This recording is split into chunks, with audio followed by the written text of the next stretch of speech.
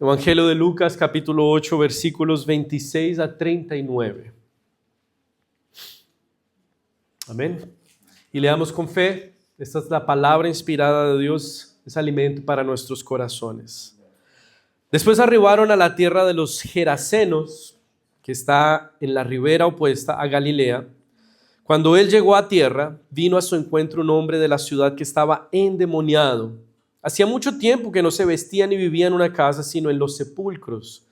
Cuando el endemoniado vio a Jesús, se arrodilló delante de él, lanzó un fuerte grito y le dijo: Jesús, Hijo del Dios Altísimo, ¿qué tienes que ver conmigo? Te ruego que no me atormentes. Es que Jesús le ordenaba al espíritu impuro que saliera del hombre porque hacía mucho tiempo que se había apoderado de él. Aunque lo ataban con cadenas y grilletes, él rompía las cadenas y el demonio lo llevaba a lugares apartados. Jesús le preguntó: ¿cómo te llamas? Y él respondió: Legión, porque eran muchos los demonios que habían entrado en él.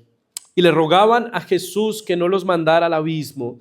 Como allá había un gran hato de cerdos que pasían en el monte, los demonios le rogaron a Jesús que los dejara entrar en ellos. Y él les dio permiso. Una vez fuera del hombre, los demonios entraron en los cerdos y estos se lanzaron al lago por un despeñadero y allí se ahogaron. Cuando los que apacentaban los cerdos vieron lo sucedido, huyeron y fueron a contar todo esto en la ciudad y por los campos. La gente salió a ver lo que había sucedido.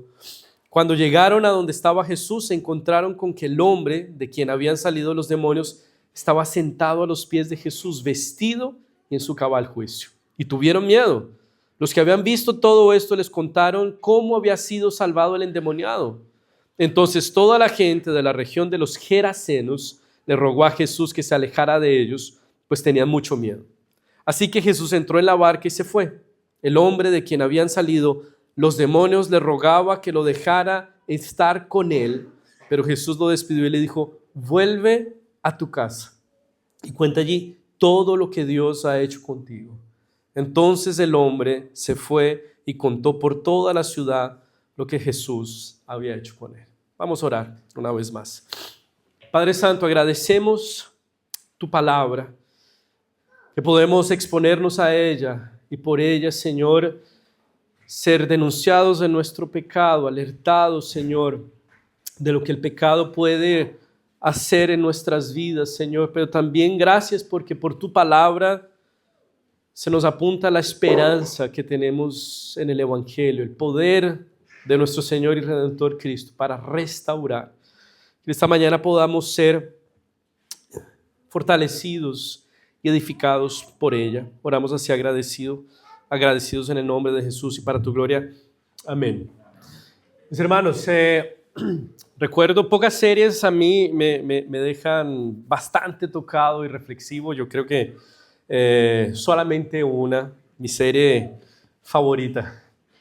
Al final de la última escena, del último capítulo, yo quedé bastante tocado, con una sensación de pena y dolor por pensar que ese hombre podría ser yo sin la gracia del Señor.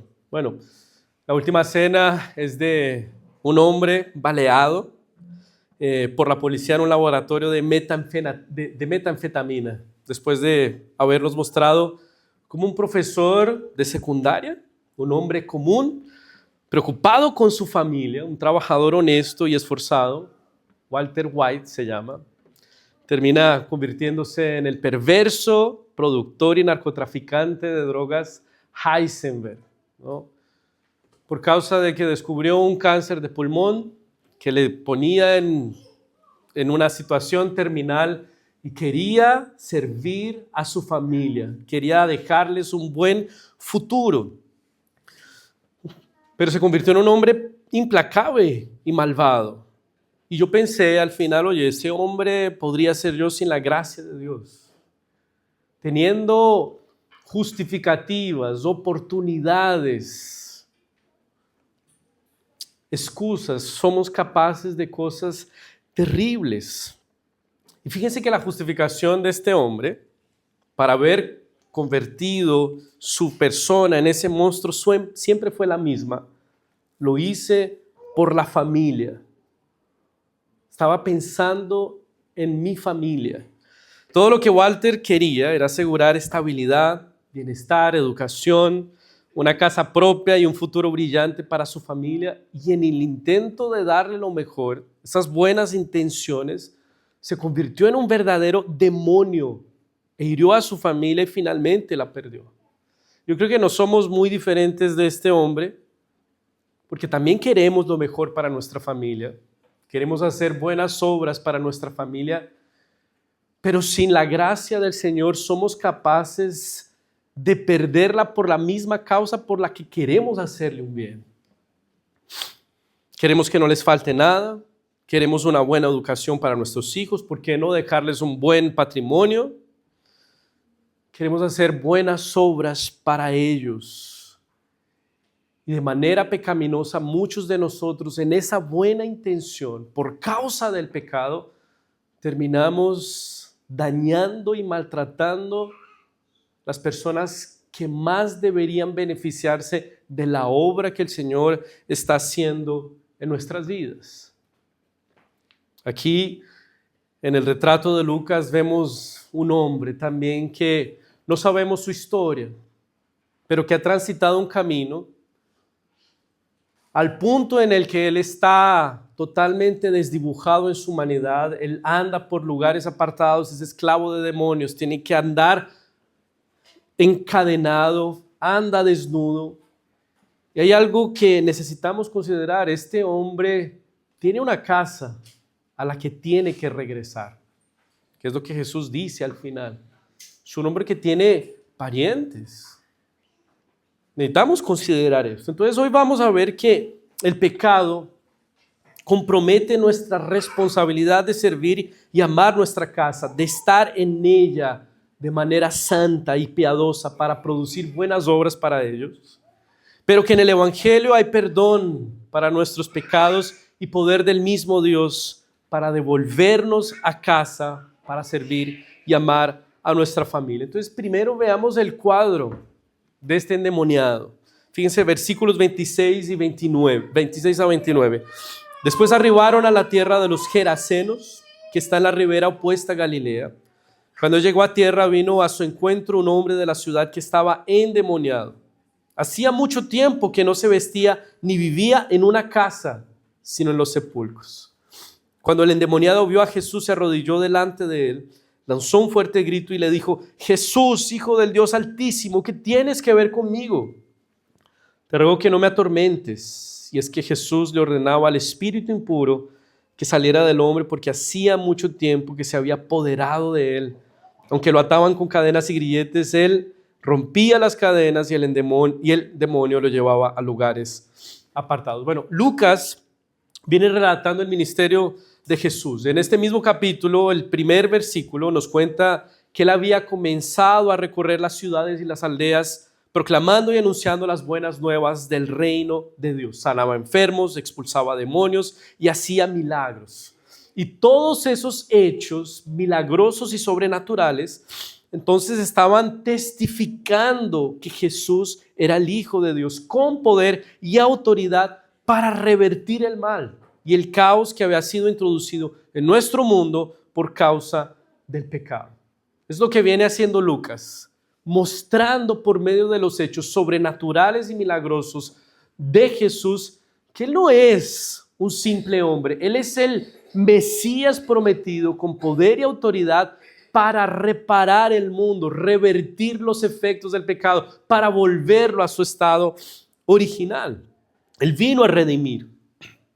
Eso es lo que está diciendo Lucas. Este mundo que está profundamente afectado por el pecado, en el que hay enfermedades, personas endemoniadas y esclavizadas como el Gadareno.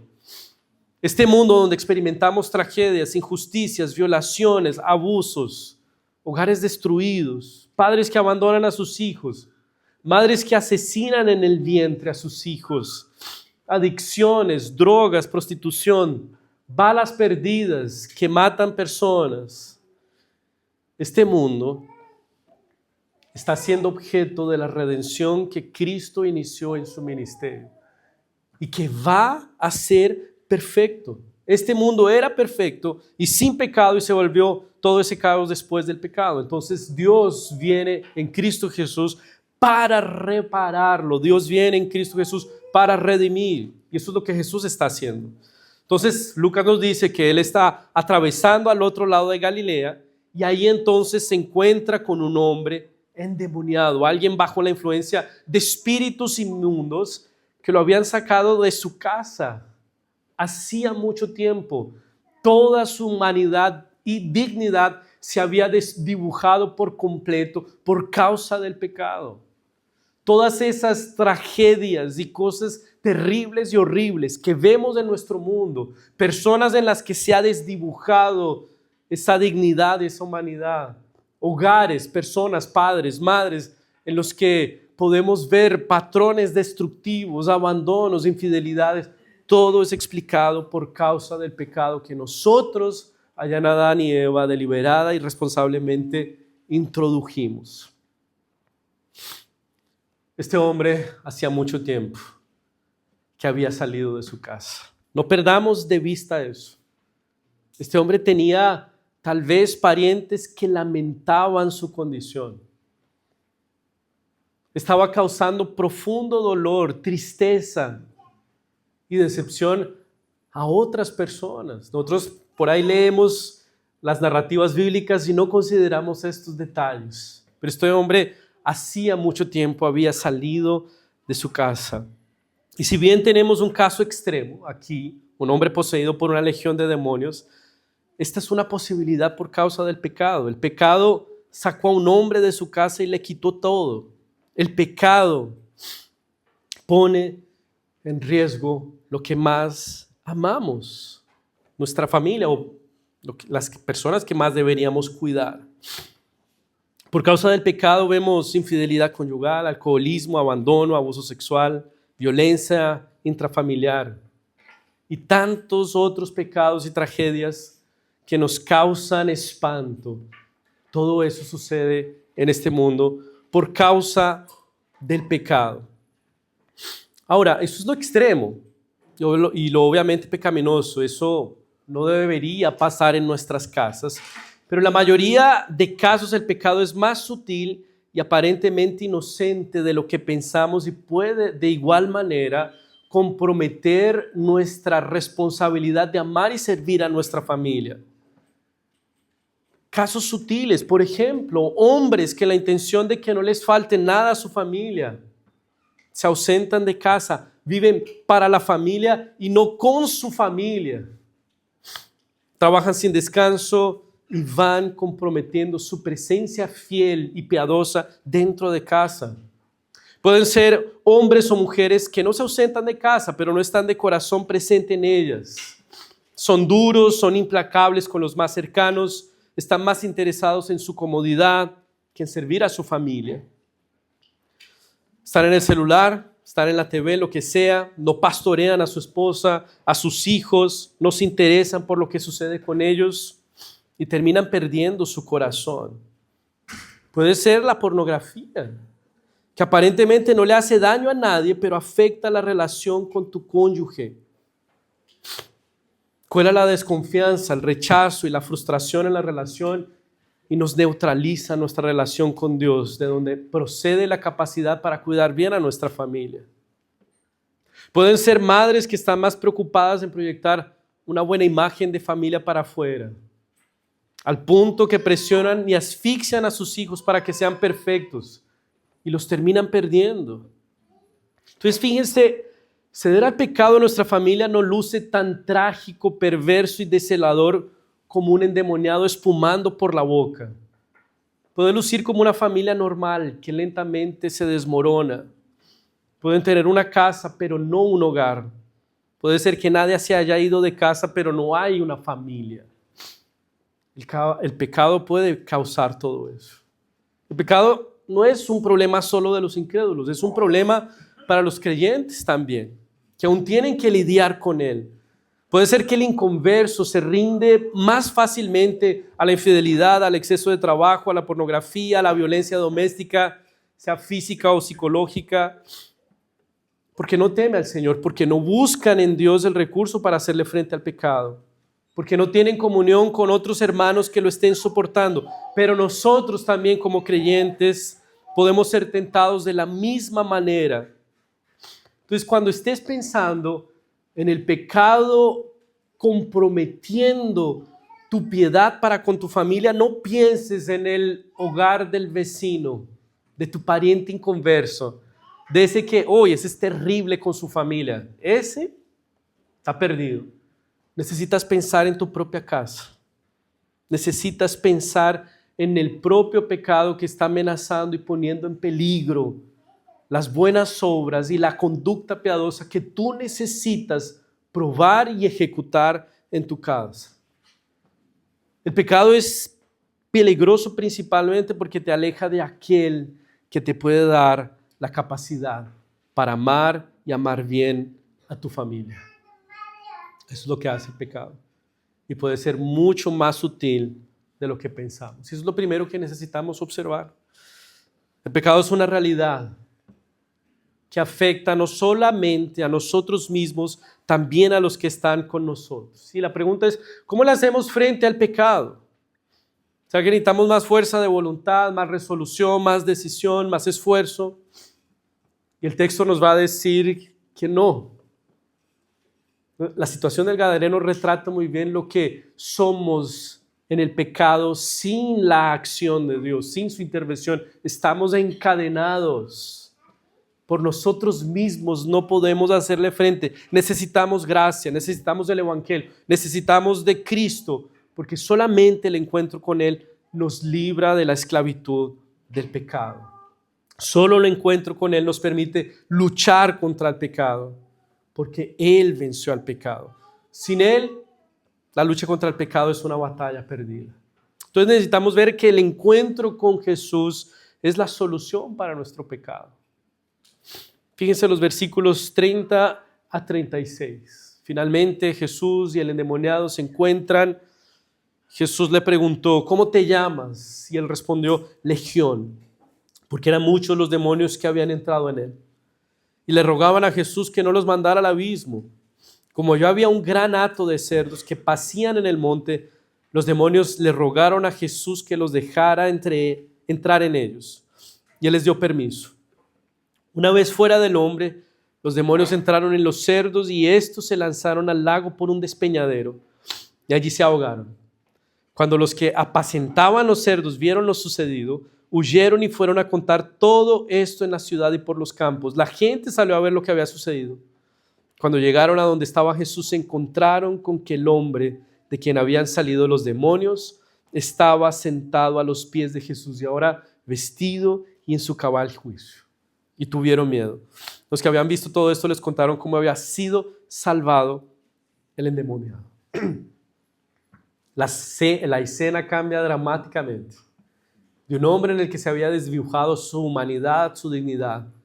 El que estaba apartado, endemoniado y encadenado en lugares apartados y en sepulcros, produciendo dolor y sufrimiento para su casa, ahora está vestido y en su cabal juicio, salvo por la intervención soberana de nuestro Señor. Entonces, para el pecado necesitamos la gracia, ser encontrados por Él. Jesús llega a la región, se encuentra con este hombre deshecho y esclavizado, y entonces lo restaura. Y esto nos enseña también que nadie está en una condición tan miserable que no pueda ser alcanzado por la gracia de Dios. Nadie tiene una condición tan indignante y tan inhumana, tan difícil y espantosa, que no pueda ser objeto de la gracia de Dios para ser transformado. El encuentro con Jesús, con el Gadareno, retrata la gracia de Dios. Él viene para rescatar personas quebradas, enfermas, pecadoras, con problemas, viciadas.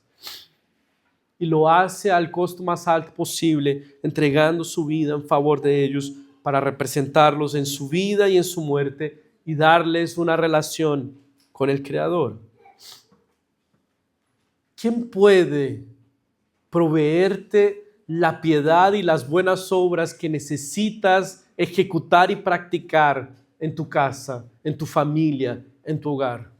No puede ser otra persona, solamente Cristo. No puede ser otro el recurso, solamente el Evangelio. Tal vez eres de los que está aquí, sé que soy un pésimo, pon tu título ahí, para mi familia. Pero no sé cómo ofrecer otra cosa distinta de lo que he aprendido o de la experiencia que he tenido. Hermano y hermana, amigo y amiga, tú no puedes, pero Cristo puede. Solamente su gracia, solamente su intervención sobrenatural puede capacitarnos para que nuestra familia, aquellos que tienes en casa, puedan ser bien servidos, puedan ser beneficiados por las buenas obras que el Evangelio está produciendo en tu vida. Ahora, fíjense lo que sucedió después que el endemoniado fue libertado en su sano juicio, vestido y preparado para volver el hombre que había dejado de ser. La respuesta de Jesús a su petición, y esto es bastante curioso. Fíjense, versículos 37 a 39. Entonces, toda la gente de la región de los Gerasenos le rogó a Jesús que se alejara de ellos, pues tenían mucho miedo. Así que Jesús entró en la barca y se fue. El hombre de que habían salido los demonios le rogaba que lo dejara estar con él. Pero Jesús lo despidió y le dijo: vuelve a tu casa y cuenta allí todo lo que Dios ha hecho contigo. Entonces el hombre se fue y contó por toda la ciudad lo que Jesús había hecho con él. Primero, el hombre reconoció quién era Jesucristo. Él es el Hijo de Dios. Entonces la rendición al Señor no es un simple simpatizar con la fe, con el Señor, con Cristo. Es realmente reconocerlo como nuestro Señor y Redentor y responder con fe y arrepentimiento al Evangelio. Es reconocer que nuestra vida no tiene ningún prospecto de mejoramiento a no ser de que Él intervenga. Es la declaración de bancarrota. Yo no puedo hacer nada, solamente Cristo es nuestro Señor. Y eso es lo que nosotros necesitamos responder constantemente. Y ahí entonces, este endemoniado o ex endemoniado le ruega al Señor: déjame acompañarme, déjame estar contigo, tal vez déjame sumarme a tu equipo misionero para seguir proclamando las buenas nuevas del Evangelio. Pero ¿qué es lo que Jesús le dice? ¿Y por qué esta respuesta de Jesús es curiosa? Porque no es para eso a lo que Jesús nos llama, a seguirlo, a estar con Él. Y fíjense lo que Jesús respondió. Versículo 39. Vuelve a tu casa y cuenta allí todo lo que Dios ha hecho contigo. Este relato también aparece en Marcos y Marcos dice algo más fuerte. Dice: Jesús no se lo permitió. Esto es extraño, ¿verdad? Pero creo que aquí se nos enseña algo sumamente importante. Y es que personas que son alcanzadas y transformadas por Cristo son llamadas para una misión que comienza ¿en dónde? Comienza por casa. Después de despedirlo, le dijo: vuelve a tu casa, esto es de Marcos, y cuenta allí todo lo que ha hecho contigo. Nuevamente Marcos dice: vete a tu casa con tu familia y cuéntales las grandes cosas que el Señor ha hecho contigo. Cuéntales cómo ha tenido misericordia de ti. Entonces la gracia que transforma nuestra vida debe hacerse visible primero en los lugares donde nuestra vida es más conocida. ¿Quiénes son las personas que más te conocen? ¿Los de la iglesia? Difícilmente. ¿Los del trabajo? ¿Dónde realmente las personas conocen tu carácter? ¿Quién eres? ¿Cómo los tratas sin ningún tipo de filtro? Bueno, allí en ese lugar donde muy bien te conocen a la perfección, allí esas personas necesitan ver el cambio que Dios produjo en tu vida. Necesitas comenzar por ahí.